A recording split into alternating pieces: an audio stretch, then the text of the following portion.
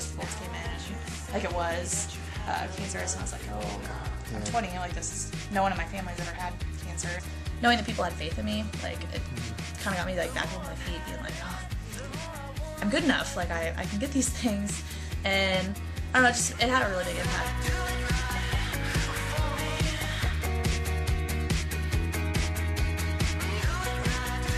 I would just like to thank the people involved in it, because if it wasn't for them, I still wouldn't be here today.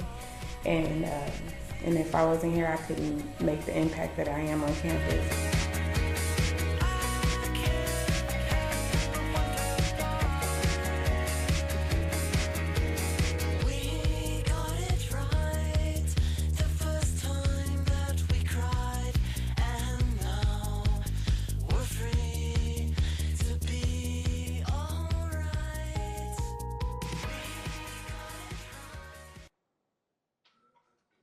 All right, good morning, everybody.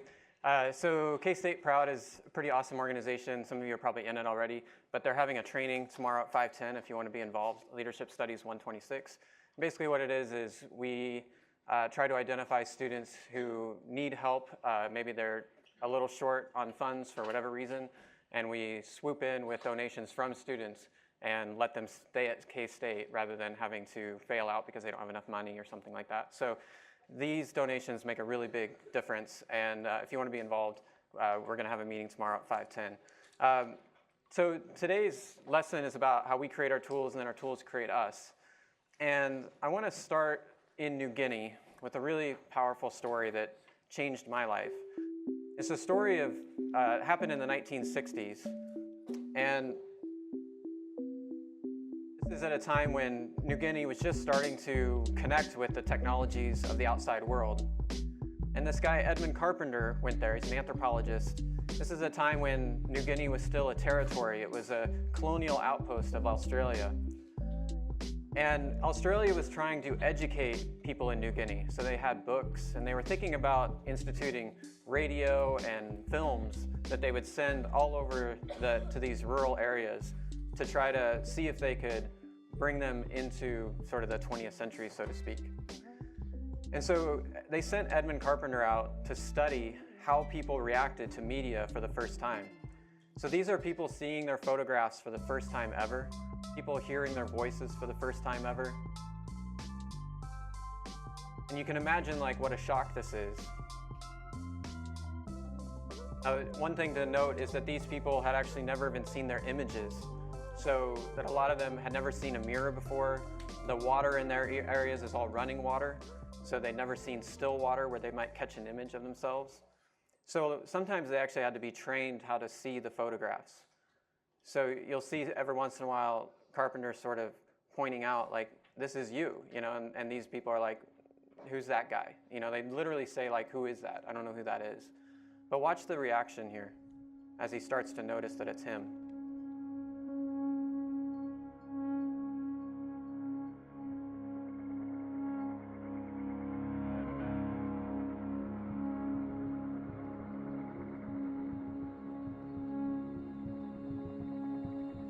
They would stand there for several tens of minutes, sometimes hours, just staring at themselves for the first time.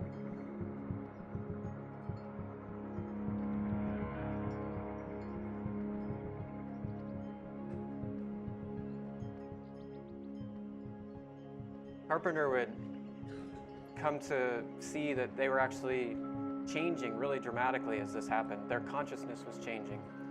And when he went back several months later, he found the village to be totally different than it had been in the past. He said that people carried themselves differently. They had a sense of self-consciousness that they didn't have before. They seemed concerned about how they looked and how they were posturing themselves. They seemed uneasy in their own skin in a way they hadn't been uneasy in the past. He said that ultimately he felt like he was an environmentalist hired to study the effects of DDT. So devastating were the effects. He said ultimately he felt like media swallow cultures. And he said in reality, media play no favorites. They swallow all cultures.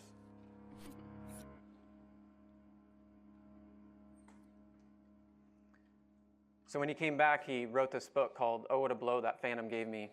And it was about the phantom being media. It's this thing you can't see, and yet it completely transforms your life. And just in the last 10 years, just imagine, the iPhone was invented 10 years ago. And I can remember this room, 2004. Let me just tell you a quick story what this looked like in 2004. There was no Wi-Fi, there was no 4G access. And we would come in here and, the content on the internet wasn't that interesting, it wasn't that good. You had to wait for your TV show to come on, so you would generally only watch TV between 7 and 11. That's when all the good shows were on. And students would come in here, and they were generally extremely attentive. They didn't have little dings going off or glowing orbs in front of them, attracting their attention. And I remember it was so, I can tell you even this, you'll notice that as we're talking here, you'll hear that door now and then, opening, closing, people coming in late. In 2004, it was so rare for somebody to come in late that I remember the one time it happened. And it was so shocking, I had to pull that person aside after class and say, hey, what happened? Why were you late? Can you imagine? And that was just 2004. And here we are in 2017, and we are all so full of distractions. I'm not being higher than thou in this respect. We are all inundated with amazing content. And I know I am no longer the most interesting thing in the room. And I work really hard to try to be the most interesting thing in the room, but I know you've got amazing content on Netflix and YouTube, and your friends are, sending you messages and Snapchats and all that. I get it. I mean, we live in this immersive world, and we've almost forgotten what it was like to be outside of that world. And it's only 20 years ago that Google didn't exist. And imagine a world without Google. So if you wanted information, you had to go to the library, and you had to understand the card catalog, and so on, right? It's amazing. It's really amazing. And what's most amazing about it is how quickly it became like the water. We're like fish in water who can't actually know that there's water around us, who don't see the water. So this is a pretty dramatic point. Let's jump back 10,000 years ago now and point something else out. I just want to show you how powerful technology is and how dramatically it can change us. So until 10,000 years ago, all humans were foragers. So 10,000 years ago, none of the technologies you see around you existed, and you would have been roaming around the countryside trying to find food and water and so on. And interestingly enough, during that time, here's what your life would have been like. You would have lived in very small bands. You couldn't support a large group because say 10 square miles would be just enough to support maybe 100 people. So you would roam around an area of about 10 square miles to support these 100 people. And you would be mostly egalitarian. There were no hierarchies. There was no complex social organization. So in general, people were more or less level. There was no power structure. And the surprising thing is that from the evidence we have, it seems that people lived relatively long and healthy lives. It wasn't that life was short and brutish, as you might think. It was sometimes, but in many cases, it was long and healthy lives because humans were adapted very well to their environments. And studies of this by anthropologists led to this phrase, the original affluent society. Affluent means you have all your needs taken care of. That is to say, up until about 10,000 years ago, a lot of humans had all their needs taken care of. And the reason why is because they had very simple needs. They didn't have many desires to fulfill, and they were happy just living in the countryside and eating their what they could gather and hunt. There's a great story about this, you might have heard of this. It's this Harvard businessman goes and retires on this beach in Mexico, and he sees this Mexican fisherman going out every day and fishing, and every morning this guy comes back at 10 in the morning with his catch, and then he just disappears and doesn't, and he kind of wondered, what's up with this guy? So he asked this fisherman, he said, so I see you finishing up your fishing every day at 10.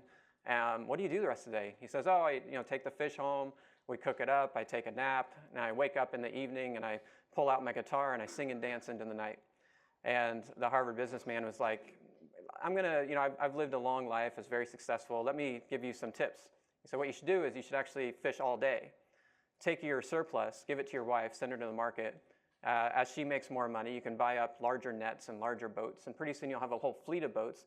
Once you have a whole fleet of boats, you might actually have enough surplus that you could buy up a distribution center, and you could run this whole fishing industry along the coast here in Mexico. And the guy says, that sounds great. What do I do after that?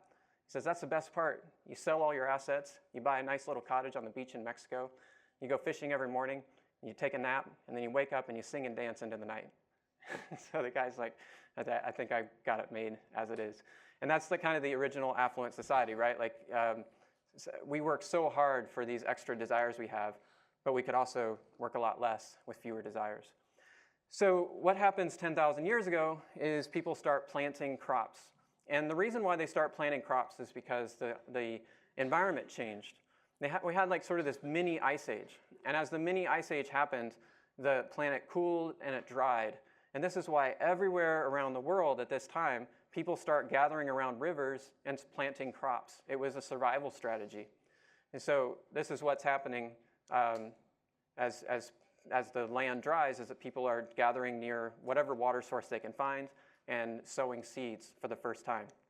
Now this has an interesting effect, a very dramatic effect. It's called the Neolithic Revolution. There's really only been two big revolutions in human history, the Neolithic and the Industrial, and we might be in line for another one right now that has many different names, the digital or whatever you might call it. But the Neolithic Revolution are profound cultural changes that come with the domestication of plants and animals about 10,000 years ago. And you can just like play it through in your mind, like what happens when people start planting crops. They can now support more people in a smaller area, so they have larger populations. Population explodes really, often 10 times within just a few hundred years. Within a few generations, the population explodes 10 times what it used to be. The people are more settled. They live in these settled communities because they can plant crops. They don't have to follow the herds anymore. They don't have to follow the weather and keep up with it. There then emerges a division of labor because not everybody has to do the same thing anymore. One farmer might be able to grow enough things for 4 or 5 or 10 or 15 people. Eventually, as you know today, one farmer can supply enough food for over 100 people. And because of that, there gets to be a division of labor. Other people do different things. And then eventually you get more elaborate governments to control the complexity of society and the size of these societies, so that the planting of crops is connected to all these different pieces of our world. And so as we say, we create our tools and then our tools create us. In this case, we create the tools that allow us to plant crops, and then those tools actually create a very different type of society. So this is why the model of culture is so important. As our modes of subsistence changed, as our technologies change, our social structure changes and our superstructure changes. And you can imagine then how important this model is as we think about going into the future. Some people say this is the most important conversation of our times, is what are we going to do with these new technologies, specifically virtual reality and augmented reality and artificial intelligence. These are big 3 things, and you could add biotechnologies into this, that within your lifetimes are so radically going to change things that we really don't know what to do about it yet. We'll talk more about that on Monday next week. But what happens with the 10,000-year shift here, the Neolithic Revolution, it's sometimes called the luxury trap. And here's what we mean by that. What happens is that step 1 is that planting makes life easier in generation 1. Like people are struggling, the climate's changing, they settle down, they start planting, life is easy. But then planting allows them to expand in future generations. They have more kids, they have more time, they have more resources, they can support more people, and so they do. They have more kids. But eventually they have so many kids that life is no longer easy. So suddenly your population grows to maximize the amount of population you can have for your new mode of subsistence, agriculture, and now life is no longer easy, but there is no going back, because now your population is 10 times what it was before, and nobody in these areas like the Middle East that had this population explosion can go back to living off the land, just hunting and gathering, because there's not enough resources for everybody. So that's the luxury trap, and it happens in all kinds of different domains we can see today, like email is one. Email increased productivity tremendously. So as an individual, you grab email and you say, this is great, this is going to allow me to communicate faster and so on, but now everybody else is communicating faster as well, and pretty soon you're inundated with emails and you're just bogged down and you can't get out of it. That's the trap. Cars is another one. So each one of us can make a decision and say, hey, cars are great. They help me get from one place to another really fast. But then you look at our cities, and our cities spread out because everybody is driving a car, and you have to make room for the cars. You have to make room for parking lots and highways and so on. And pretty soon, our cities are so vast, you couldn't possibly live without a car. There's no way you could walk to all the things you need to walk to. And electricity is yet another one. There's just more and more of these that you can identify. So that electricity is a thing that starts to come about, 150 years ago, and pretty soon we can't live without it. And you kind of wonder, like, what did we give up when we got electricity? One of the things we gave up is sitting around the fire at night and seeing and actually knowing what phase the moon is in. When we got electricity, we gave up fire and we gave up the moon. Those are pretty big losses. And yet none of us, we can't go back, right? I mean, we are now sort of locked in to electricity. So what happens then, just to tell the whole story here, what happens after 10,000 years is that along the bands of equal latitude, the agriculture and ideas and technology spread. So you can almost, if you know your history really well, you know the Silk Road emerges over here, and trade routes emerge heading over to the west into Europe and so on. And that's where you get these big civilizations emerging. So this is the spread of these technologies coming out of the Middle East and other areas and out of China. And this provides the sustenance for the division of labor to occur, and people can start doing different things. Some people become builders and carpenters, and the civilizations essentially are built on the wealth of this shift to agriculture. And so that's what we're seeing here. And then eventually this spreads even farther and provides the basic sustenance that allows the Industrial Revolution to take off. And so now we're in, and this is just a very quick history, of course. Now we're moving into like the 1800s, 1900s, into the present. And in the end, you can identify a few trends over this 10,000 years. So the trends at first seem very positive. Like we have increased population. That seems good. We have greater production, surplus, and wealth. So actually everybody in this room lives probably actually better than royalty a couple thousand years ago. So in that sense, things look really good for us. There's a greater diversity of products. There's a greater diversity of jobs. So many of the things that you guys are passionate about, the things you want to do, are things that you couldn't have done 10,000 years ago. These are all new opportunities created. But there's also a few negative things about this. One is that it's actually less efficient in terms of getting food. When you actually kill the animal and eat it, that's basically nearly perfect efficiency. And when you start powering up your tractors and industrial food supply to provide your food, you're now using a lot more calories to produce essentially 1 calorie for your own intake. There's increased social inequality, and there's increased labor demands, which is surprising, right? Because we have all these labor-saving devices, but in fact, we all work harder than ever. And we end up also with less sustainability. My friends in New Guinea and hunters and foragers all over the world could presumably go on living like that for a very, very long time. And what we're seeing now is that the way that we create food and wealth and so on has a limited time frame. And within your lifetime, we are now very aware that we're going to have to change the way we're doing things, and we already are changing. Hopefully we're changing soon enough. It might already be too late. And all this means then we also have potentially higher anxiety as well as lower happiness. We can't know, of course, because you can't go back 10,000 years. But the trend lines of the last 50 years certainly suggest that happiness has gone down and anxiety has gone up.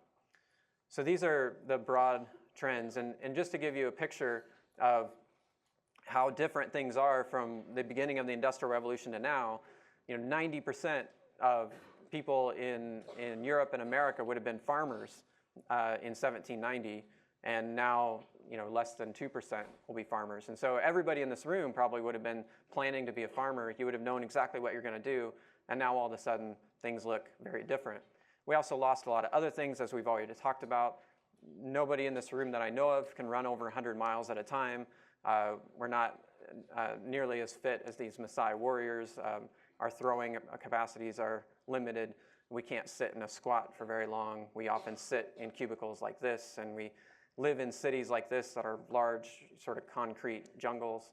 And as a result, we've lost some abilities to just walk the way that my friends in New Guinea can walk. And of course, our feet are changing as well. So there's this, here's the basic theme, that we shape our tools and then our tools shape us. And now I want to go a little deeper into this, starting with a pretty dramatic story, what I had to live through in New Guinea. I don't often talk about this part of my New Guinea trip. This is sort of the dark stuff. So after living there for about 4 years, the new technologies came in. And the new technologies were writing, like essentially the census and mapping. And all they were trying to do was figure out like how many people live in each village so that they could bring government services to these people in these villages. And so as a result of these, this mapping and censusing, they actually started rebuilding their villages. Like they used to be look like kind of haphazard like this. They started rebuilding them on a grid with each house matching the census book.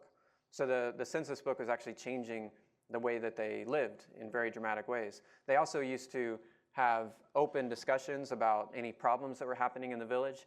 And once the law books came in, these became private discussions in essentially a makeshift courthouse where individuals were held up against the letter of the law. Rather than trying to heal relationships, they were now trying to accuse individuals and give them sentences.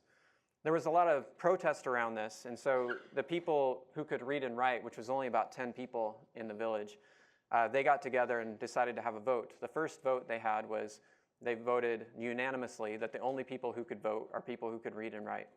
And then the second order of business was, should we keep moving people into these straight-lined villages? And they unanimously voted yes again. And now with the authority of the state behind them, they actually went around and started burning houses and forcing people to move into these new villages. It was a really dramatic time. I could tell you more about it if you're interested sometime. But what I learned from that more than anything was that as our technologies change, like these new, like the census and the mapping and the writing and so on, it's not just that the basic things of your life change, your actually relationships change. The way you think about your relationships change. Suddenly these people were seeing them as their primary relationship was to the state rather than to each other. And so their communities were changing, their societies were changing, and ultimately we changed. So this event, which happened toward the end of my fieldwork, became the catalyst for me studying technology for many years. And I became interested in how technology might be changing us. So this was 2004 when I came back, and you guys know what's happening in 2004. Perhaps it's, Facebook launches, Wikipedia is just taking off. YouTube hasn't quite yet launched, but it's on the horizon. And I became like an anthropologist who's really interested in seeing how these things would change humanity. So this was sort of the landscape of what was happening in 2004 to 2007 as Facebook, Twitter, and YouTube, and Wikipedia, and all the things that we take for granted started to take off. And I wondered how it was going to shape us based on these tools that we have in anthropology. So there's a few questions that you can ask about how technologies might change you, and these are the questions you'll have to answer when you do your Unthing experiment. One is, when you look at the infrastructure, you could ask yourself, how does the technology impact our material world and other technologies? So for example, oftentimes a technology actually shapes other things in the material world. Take the air conditioner, for example. Seems pretty basic, but the air conditioner destroyed the front porch.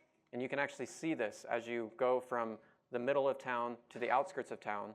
The front porch was a place where people could cool off and hang out. And once air conditioning existed, people stopped building front porches. So you can actually see when the air conditioner was built based on how houses are designed. And so that's a pretty dramatic shift, right? So that's an example where one technology actually affected the material world quite dramatically. You could ask how this technology might impact social relations and social structures. Obviously, the way we connect through smartphones and so on digitally, that changes our social relationships. And the question is how? When you do the Unthing experiment, if you choose to give up your phone, you might pay attention to how that might be changing your social relationships. And then finally, this is the most interesting one, is how the technology might impact your experience, your senses, your beliefs and values. This one is quite surprising, and I hope that many of you discover just how powerful this can be, but indeed it can change your experience, senses, beliefs, and values. In fact, it always does. Most of the way we perceive the world is through our technologies, and it's pretty dramatic to shift those technologies. So when I got back from New Guinea, I started thinking about how these technologies change us. And so I made this little video about the movement from text on paper to digital text.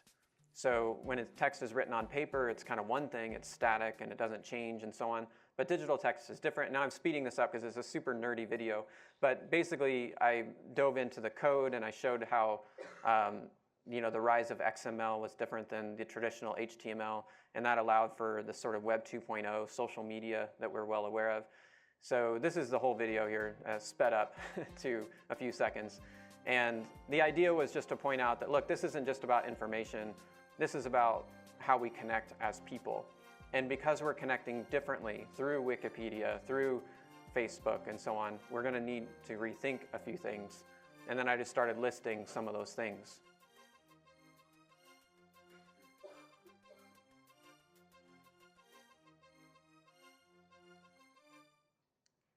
So that was this video. I made it in 2007. I made it in this little farmhouse in Kansas, and things were interesting even then. Like, I was actually working in collaboration with this guy on the Ivory Coast. He provided the music, and he uploaded it under Creative Commons license, which was a new, interesting thing at the time, which allowed me to use his music, and we collaborated across time and space to create this thing.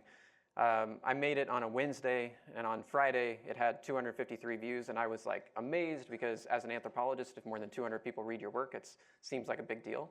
So I was really excited. And then the next morning it had like 1,000 views, and this was like a new era. Like, this is, you couldn't publish by yourself in 2003, and then suddenly in 2007 you can make your own video, put it out, and the world could see it. So 1,000 people had seen it by then. My whole department was like, wow, 1,000 people. I mean, it seemed amazing at the time. But little did we know what was about to happen. By Sunday morning, it was in the top 10. Technorati kept this like top 10 of videos thing. I was just like, man, this is such a nerdy video. Why do people like this nerdy video? And then I was like kind of obsessed. And so my wife and I were sitting in our basement, just hitting refresh, refresh, refresh, like saying, like, hoping that it would get to #1. It was Super Bowl Sunday, so we thought it's got to get to #1 before the Super Bowl, because once the Super Bowl hits, all the Super Bowl videos and the commercials are going to wipe out the top 20. Unfortunately, by noon that day, it had risen to #1. And if you think about what's about to happen, these Super Bowl commercials cost about $1 million to produce. And so there were companies kind of onto this, and they thought we could save some money by having our users create their own videos. And so, like, Doritos made their own sort of contest where you could upload a video, and if you won, you got your commercial on the big screen on the Super Bowl.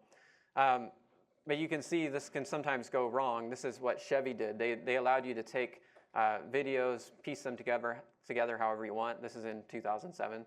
And then you could just write whatever you want on top of it. And these were some of the submissions they got.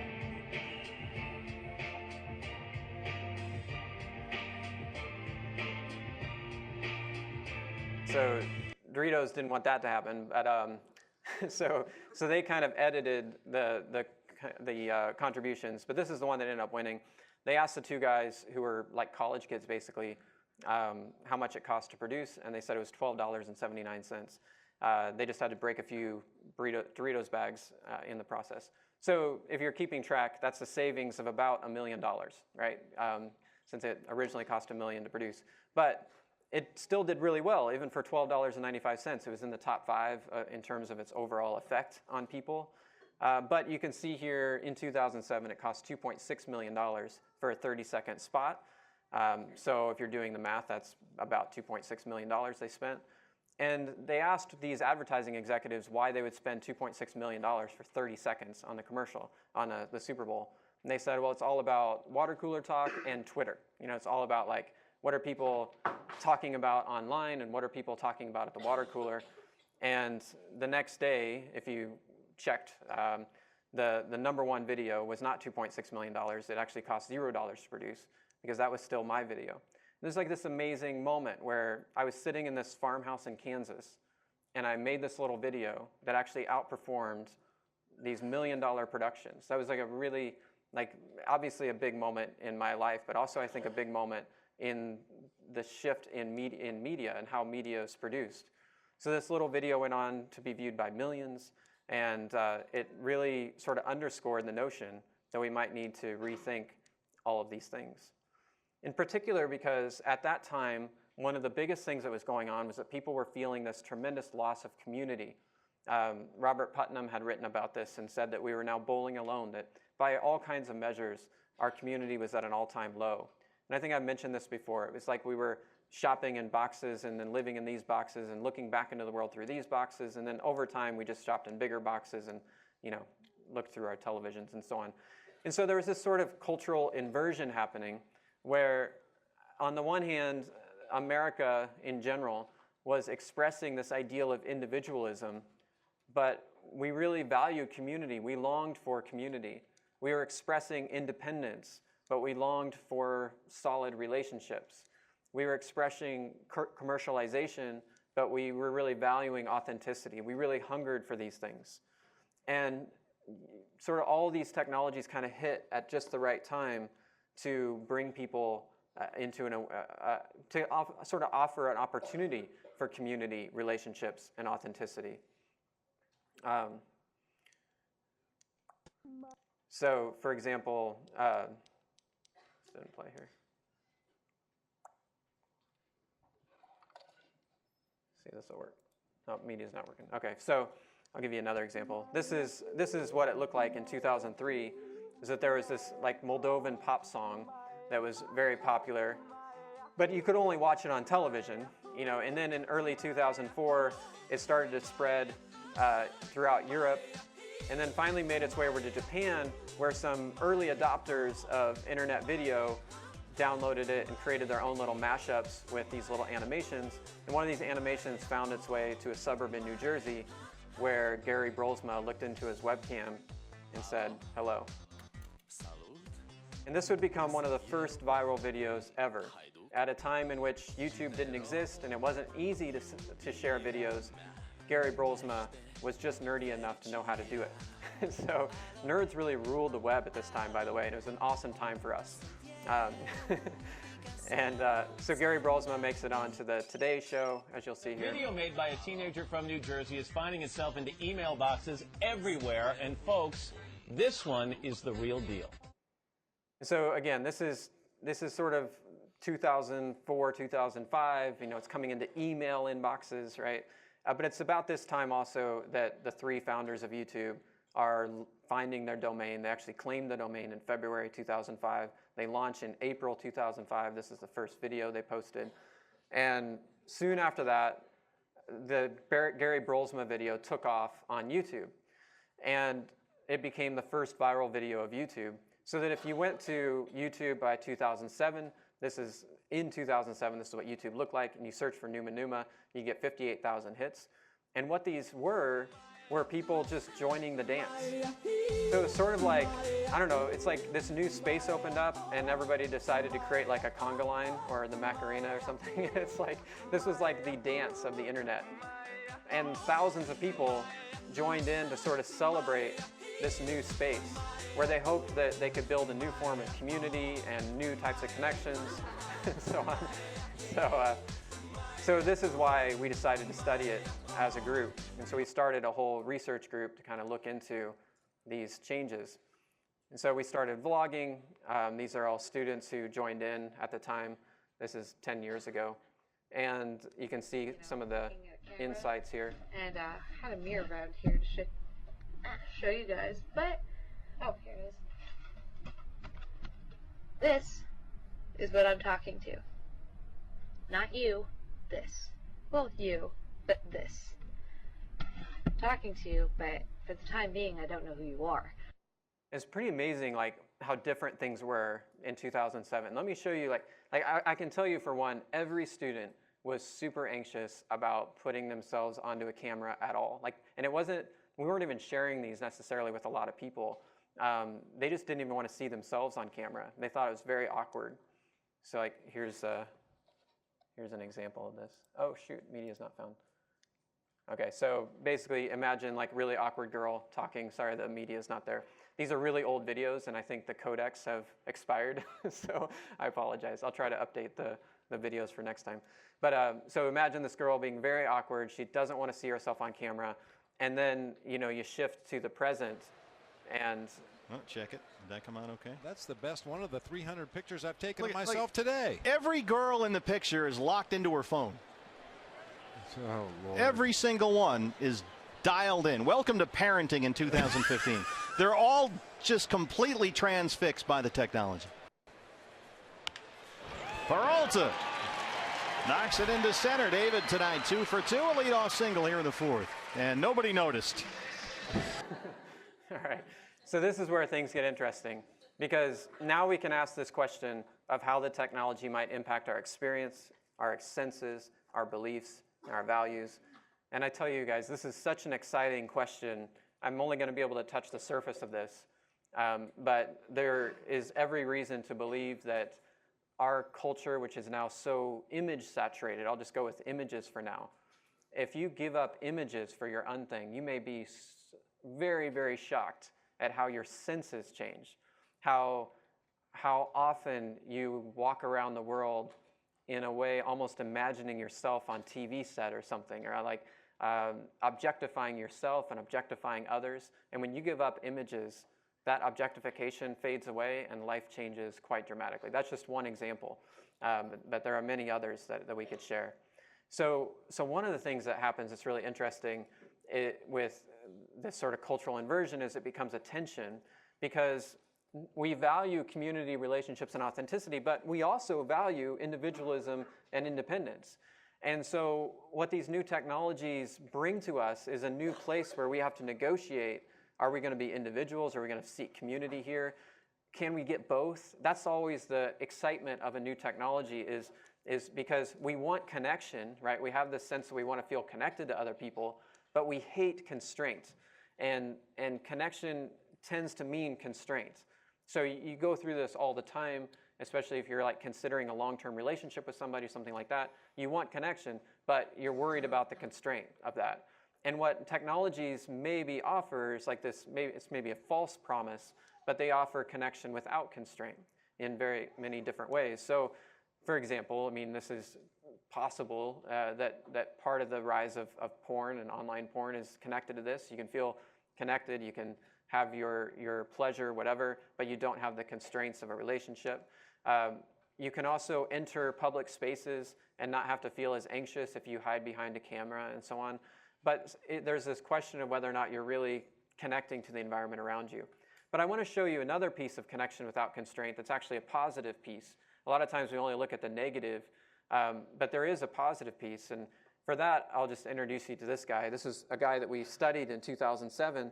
He had lost his child to SIDS, and he was just devastated.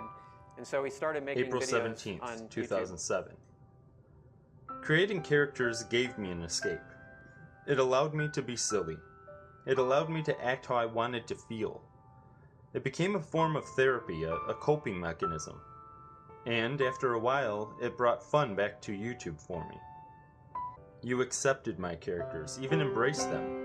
And by doing so, you opened your arms to me. You allowed me to continue to have the escape I still need from the hard times, while giving me the chance to talk about what I have gone through. And I'm eternally grateful to you all. Some people have said that the videos we make on YouTube should be created in hopes to change the world.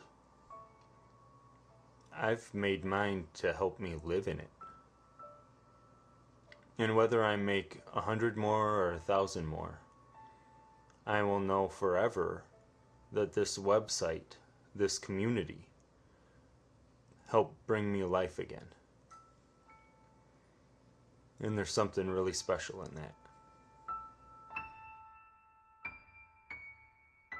So this was like the dichotomy we constantly discovered in our research, was that there were certainly people kind of using technology to disconnect from society, but there were also people who were using technology to connect in ways they'd never connected before, and connect more deeply than they'd ever connected before. Some people just kind of needed something that allowed them to connect in new ways. So this is that tension, the connection without constraint. And now we're heading into a new era of sorts, and we have to ask ourselves some really big questions about what this will look like. We're really just at the beginning of this, but just like we were studying YouTube in 2007, it would be perfectly appropriate to now study virtual reality in 2017. It's becoming like this new big thing.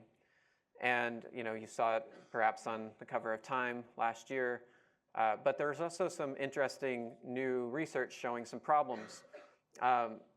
There's people talking about how virtual reality is leaving them with an existential hangover. A lot of the early adopters are saying things like, there's this guy who does these beautiful paintings. I should have brought it in. In fact, there are several people like this. One of them is the guy who created most of the Disney characters that you love. But these people who are now painting in virtual reality, where they can essentially like reach out into the world and do things with the world. I don't know if you've ever seen this happen. It's a gorgeous sort of environment that they can participate in, but they end up with what's called a virtual reality hangover. The first phase of this is physical detachment or disconnection. And this is actually, if you've ever done virtual reality, you might have experienced this, is you come out and you feel a little bit dizzy, like you can't quite find your footing, and you'll reach for something and you'll miss it. And you'll miss it because there's, virtual reality is still kind of working in a different plane. It's trying to translate a 2-dimension into a 3-dimensional thing. And so it does this, it's calibrated to your pupil distance and so on. And because of that, you reach for things in virtual reality, you'll grab them, but then in reality, the distances shift and you'll miss things. So that goes on for about 2 hours, sometimes only 30 minutes, but usually like 30 minutes to 2 hours. And then phase 2 is the more sort of serious stuff, the derealization and sadness. And here's what one of the painters said about this. He paints in 3 dimensions in virtual reality. He says, I feel like God for a couple hours with magical and powerful tools right at my fingertips. I can do anything I want. But after leaving a world like this, the rest of the day in reality makes me feel kind of sad. I have no more superpowers. I want to touch the sky, rotate the clouds, stretch them, and paint on them. I feel deeply disturbed and often end up just sitting there, staring at a wall because I don't feel like doing anything else. I wouldn't say I'm feeling depressed, but there's lack of motivation and sad feeling in my chest. And there's actually some research that goes back quite a ways now. This is August 2010, in which people were studying people's reactions to virtual reality. And they found that people were feeling dissociation, and a lower sense of presence when they came back into objective reality. This is a really surprising result to me. I mean, I think I was just nothing but excited about virtual reality when I first started hearing about it. But this is very concerning.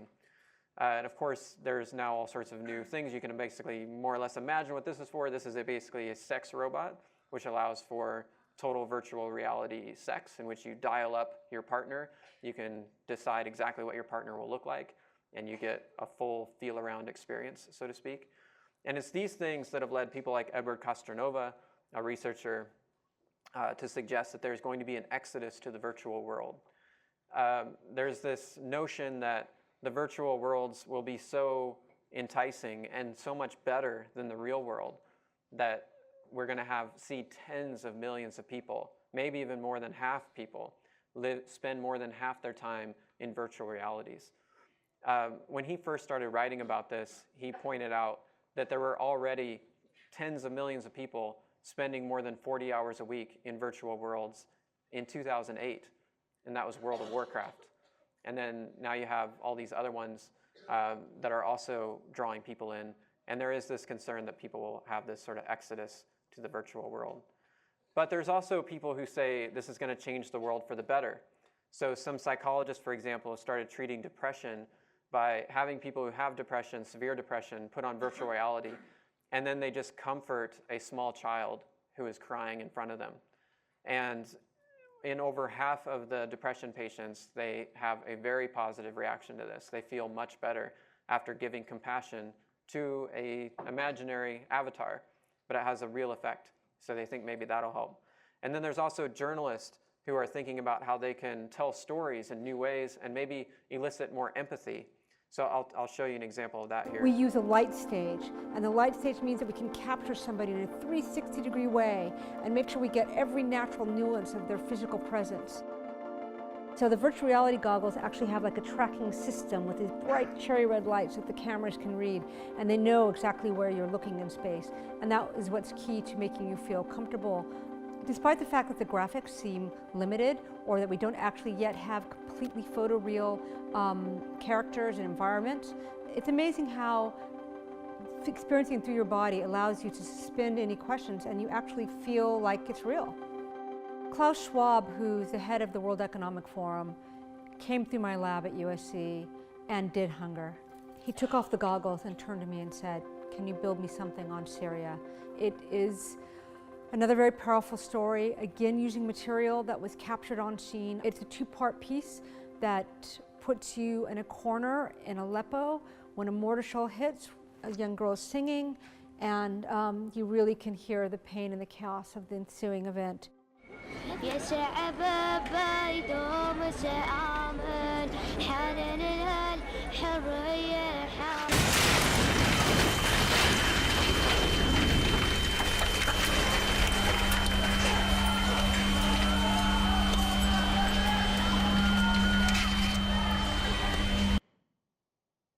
I was amazed at what happened with Project Syria at the World Economic Forum. There was an incredible reaction. People were crying and moved and astonished, and then after that, action has occurred. I think this is a medium that can take away the filter of the journalist and let people become witnesses to their own stories. So these are things that will be happening, like by 2020, a lot of you will be consuming material regularly, probably through virtual reality. And of course, it's already available to you. So these are some things to think about in the near future. But for now, we're going to focus on things that we already have. And this is the Unthing experiment. So we want you to give up something for as long as it takes. That might be 2 days. It might be a whole week. You'll start whenever your recitation is. If it's today, it's today. It might be tomorrow or the next day. And the things you might consider giving up are things like shoes, cars, chairs, mirrors, images, phones. I just have to say, mirrors and images were two really powerful ones for me that completely changed my life and changed the way that I see the world. So I definitely would recommend those if you're interested. And then you need to ask really big questions. A lot of people will make the mistake of just being like, giving up their phone and then saying, well, that was inconvenient. You know, or like giving up their car and saying that was inconvenient. I want you to ask the same big questions that we are asking as anthropologists. Like, how does this technology change my views and experience? Can you imagine what it's like to have never seen your face before? You know, if you had never had a mirror, you've never seen your photograph, what would your consciousness be like? It would surely be so different. And so think about, you know, can you reverse some of that and stop sort of thinking about how you look by giving up mirrors, or stop thinking about how other people look and stop objectifying people by giving up images? Can you then also ask the question, how does this technology change social relationships? How does it change how you connect with other people? One of the things that was different in my time at K-State, for example, is we weren't nearly as connected to our parents. And that was because we didn't have ready access to phones. We had long distance, it was expensive, so you didn't call home much. How does this technology create the need for other technologies? So how are these things connected? And this is also your note card for the day, is just to kind of think about what technology you might want to give up, and then briefly kind of hypothesize some of the things you think might be different, or how these things might be connected on your note card. And I think Garrett, Nick, and Kennedy are not here. So Ben will it'll be the same as last time. So is Aaron, okay, so Aaron will get Kennedy's, and Ben will get Nick and Garrett's.